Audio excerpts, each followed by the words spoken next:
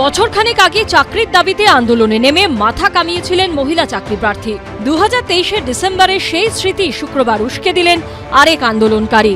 পার্থক্য একটাই, একজন চাকরির দাবিতে নিজের চুল বিসর্জন দিয়েছিলেন, আরেকজন মাথা কামালেন চাকরি টিকিয়ে রাখতে। ক্যান্সারে নেই আর ভয়, NCRI হবে এর জয়। আপনাদের ভরসা নেতাজি সুভাষচন্দ্র বোস ক্যান্সার হসপিটাল। 7ই জানুয়ারি সুপ্রিম কোর্টের শুনানিতে যোগ্য অযোগ্যদের প্রকৃত খতিয়ান তুলে ধরুক স্কুল সার্ভিস কমিশন। এই দাবিতে 27 ডিসেম্বর থেকে ধর্মতলায় ওয়াই চ্যানেলে ধর্নায় বসেছেন 2016 SL/ST চাকরি প্রাপকরা। 8 দিনের মাথায় এবার মাথার চুল কামিয়ে ফেললেন এক আন্দোলনকারী। 2016 সালে SL/ST পরীক্ষায় পাশ করে চাকরি পেয়েছিলেন তারা। তারপরে ইন্টারভিউর পরে স্কুলে নিয়োগ হয় তাদের। এরপরে তারা এখন পথে বসে প্রতিবাদ জানাচ্ছেন। একজন প্রতিবাদী শিক্ষক মাথার চুল কামিয়ে প্রতিবাদ জানাচ্ছেন।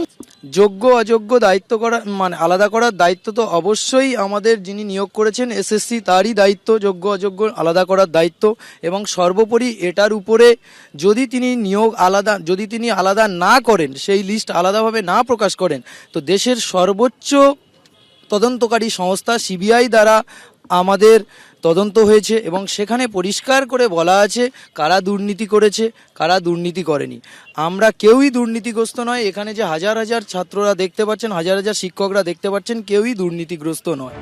রাজ্য সরকার সদিচ্ছা দেখিয়ে সুপ্রিম কোর্টে 2016 SL/ST প্যানেল নিয়ে সঠিক তথ্য তুলে ধরুক, এই দাবি করে সল্টলেকের করুণাময়ী থেকে মিছিল করে বিকাশ ভবনের উদ্দেশ্যে যান তারা।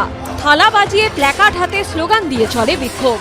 যদিও বিকাশ ভবনের কিছুটা আগেই চাকরি প্রাপকদের মিছিল আটকে দেয় পুলিশ। আন্দোলনকারীদের সঙ্গে কথা বলার পর 6 জনের প্রতিনিধি দলকে বিকাশ ভবনে গিয়ে স্মারকলিপি জমা দেওয়ার অনুমতি দেন বিধাননগর পুলিশ কমিশনারেটের DC অনিশ সরকার। আমরা the commissioner of school education স্যারের সঙ্গে দেখা করতে পেরেছি। কেসের বিভিন্ন বিষয় নিয়ে আমরা কথা বলেছি।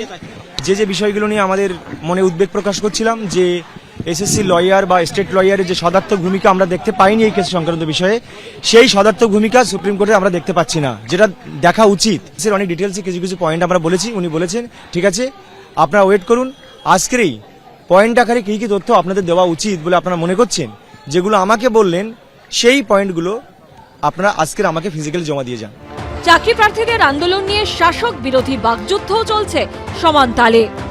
শিক্ষকরা টেনশনে, আমার মাথায় যদি টেনশনে থাকে যে আমার চাকরিটা বৈধ না অবৈধ, কালকে আমার চাকরিটা কোর্টের রায়ে চলে যাবে কিনা, আমি হাউস বিল্ডিং লোনটা দিতে পারবো কিনা, আমার সংসারটা কিভাবে চলবে, আমি পড়াতে পারবো শিক্ষক হিসেবে, সম্ভব না পড়ানো কোনো।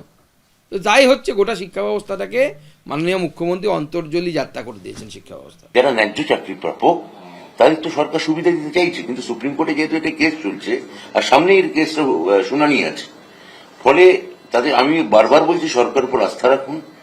এইরকম ভাবে দৃষ্টি আকর্ষণ করে আপনারা করতে পারেন, আন্দোলন করার আপনাদের হক আছে, অধিকার আছে, কিন্তু আন্দোলন আমি আগেও যা বলেছি আমি তার পুনরাবৃত্তি করে বলি, আন্দোলন করলেই চাকরি হয় না। চাকরি যে ন্যায্য, যিনি যোগ্য, যিনি স্বচ্ছতার ভিত্তিতে তিনিই পাবেন। 19 ডিসেম্বর যোগ্য অযোগ্য বাছাই নিয়ে সুপ্রিম কোর্টের প্রশ্নের মুখে পড়তে হয় SSC-কে। আগামী মঙ্গলবারের শুনানিতে কি প্রকৃত তথ্য তুলে ধরতে পারবেন রাজ্য সরকারের আইনজীবী? আশা আশঙ্কার দোলাচলে ভুগছেন 2016 SL/ST চাকরি প্রাপকরা। সৌমিত্র রায়, ঐশী মুখোপাধ্যায় ও রঞ্জিত সাউয়ের রিপোর্ট, ABP আনন্দ।